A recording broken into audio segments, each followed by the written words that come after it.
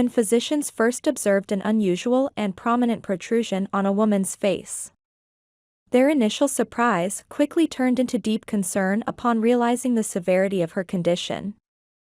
Charmaine Saho, a 42-year-old woman from Chaguanas, Trinidad, suffers from a rare and debilitating genetic disorder known as neurofibromatosis type 1, NF1. This condition causes the uncontrolled growth of thousands of tumors across her body, some of which are potentially life-threatening. These tumors not only affect her physical appearance but also significantly interfere with her ability to carry out basic daily functions. Due to the extensive growths, Saho faces immense challenges in performing essential activities such as breathing, eating, speaking, and walking.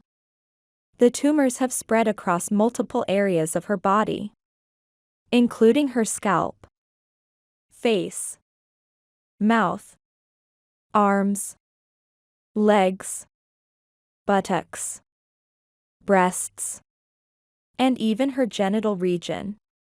One of the most severe complications she experiences is the obstruction of her nasal passages, which makes breathing an exhausting and difficult task.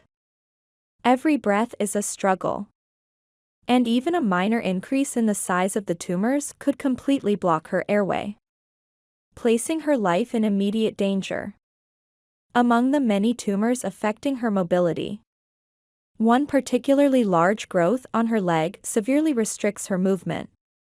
This mass limits her ability to walk more than just a few steps at a time, making even simple tasks, such as sitting or using the restroom, incredibly challenging. Furthermore, a growth inside her mouth, which she has named a Frank, has drastically hindered her ability to speak and eat properly. The presence of this tumor in her oral cavity has raised her fear of suffocating or being unable to call for help in an emergency. A terrifying thought that leaves her feeling vulnerable and isolated.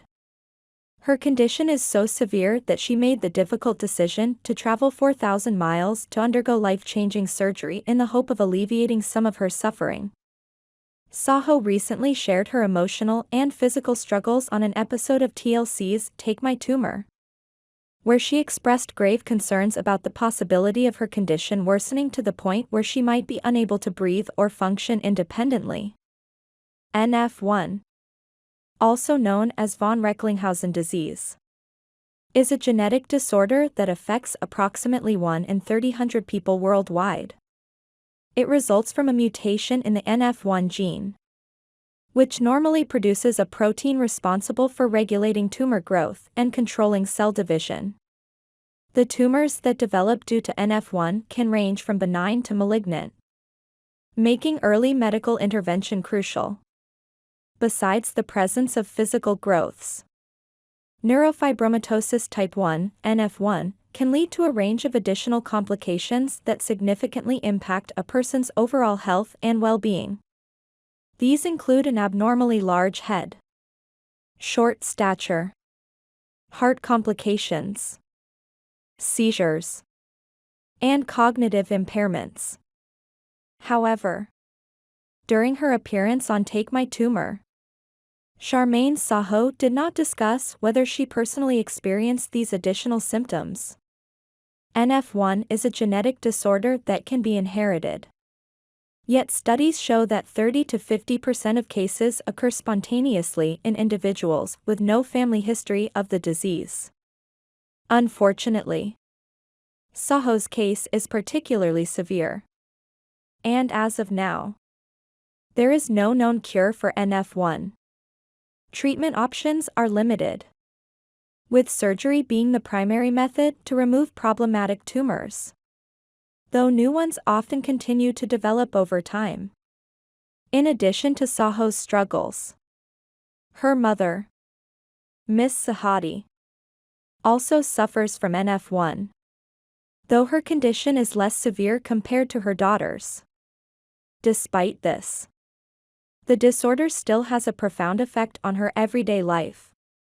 It limits her ability to drive, makes it difficult to find properly fitting clothing, and affects her confidence when appearing in public due to the reactions of others. She shared how challenging it is to deal with the constant stares and negative comments from strangers, which take an emotional toll on her. Beyond the social difficulties, the tumors have also impacted her vision, causing both double and blurred sight. This impairment has significantly restricted her ability to engage in activities she cherishes, such as playing with her granddaughter. Miss Sahadi expressed deep sorrow over not being able to spend quality time outdoors with her granddaughter. Simple activities, such as walking a few houses down the street together, have become impossible for her. Since her granddaughter's birth, she has longed for the chance to enjoy these small but meaningful experiences. Yet her condition continues to stand in the way.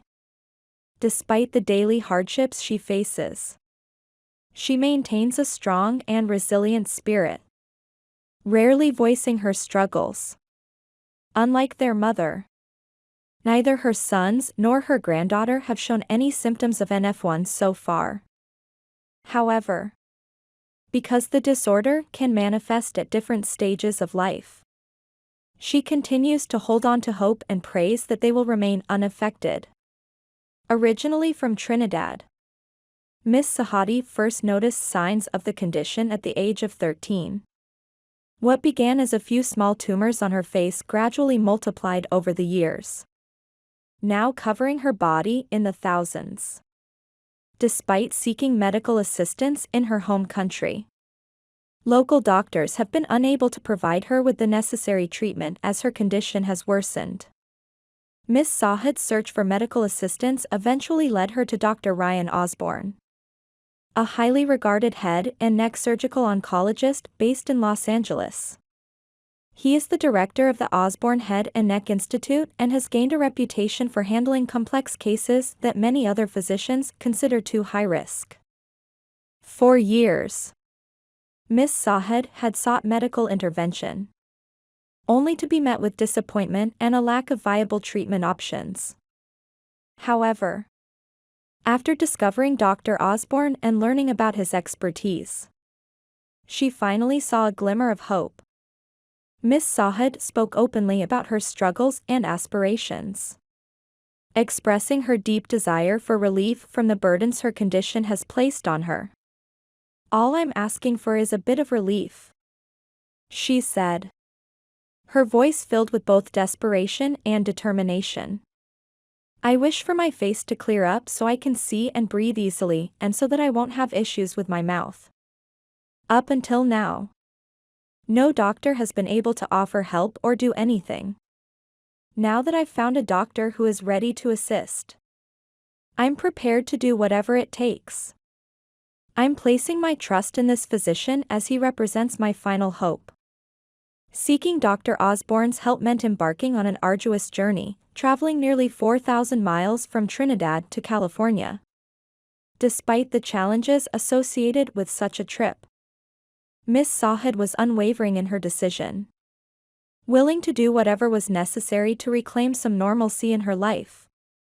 When Dr. Osborne first learned about Miss Sahad's case, he was deeply moved and felt a strong calling to help her. Unlike many other doctors who might shy away from such a complex and high-risk case, he viewed it as a significant opportunity to make a lasting impact on her life. When most doctors encounter a complex case, they see high risk. I see it differently, as a high-impact opportunity, he explained. "This is a chance for me to significantly affect a patient's life. My drive to help people is why I pursued medicine. Once I connect with a patient, I feel obligated to take on their case." With more than 2 decades of experience, Dr. Osborne is internationally sought after for his expertise and remarkably low complication rate. Upon assessing Miss Sahad's condition, he acknowledged that her case was both extensive and exceedingly rare. "It's pervasive," I've never seen such a severe case clinically. Nor have I encountered one in medical literature. He admitted. Charmaine is truly unique due to the severity of her condition, which is now reaching critical areas.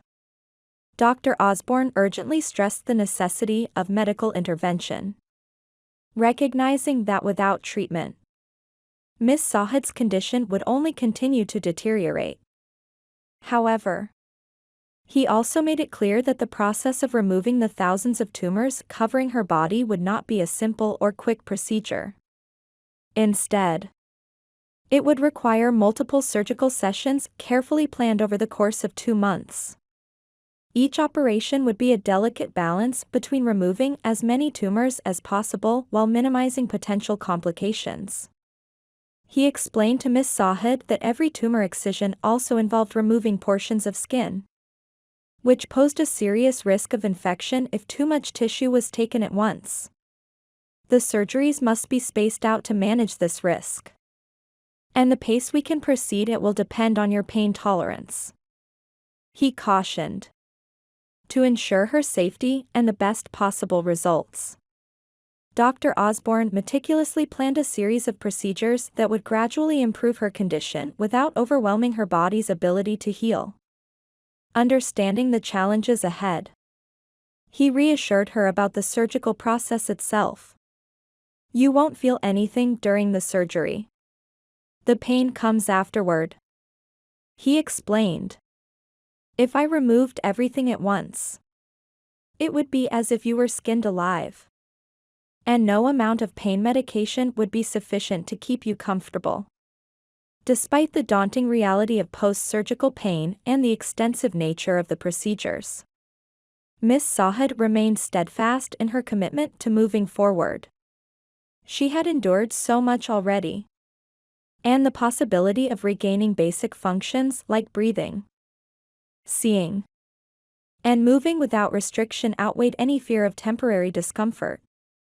Over the course of 24 meticulously performed surgeries, totaling an astonishing 60 hours within a 10-week period, Dr. Osborne successfully removed dozens of tumors from various parts of Miss Sahad's body.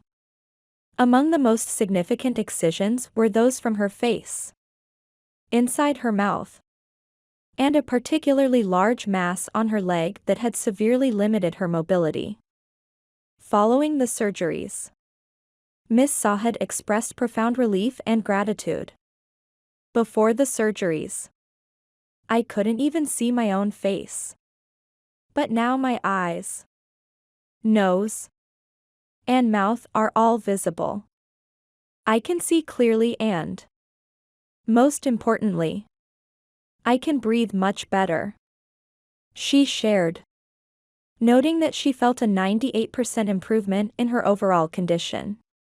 With the tumor on her leg removed, she now enjoys increased mobility, allowing her to walk more freely and even play with her granddaughter. Most notably, she smiles more frequently, a reflection of her newfound confidence and relief. After watching the story above, do you have any thoughts?